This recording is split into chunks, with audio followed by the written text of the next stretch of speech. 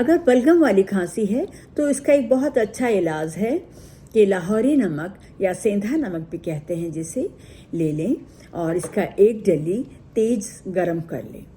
चिमटे की सहायता से इसको आग पर एक अंगारा सा बना लें और 1 कप पानी में यह अंगारा डालें और पेशेंट को यह पानी तुरंत ही पीने के लिए दे दें।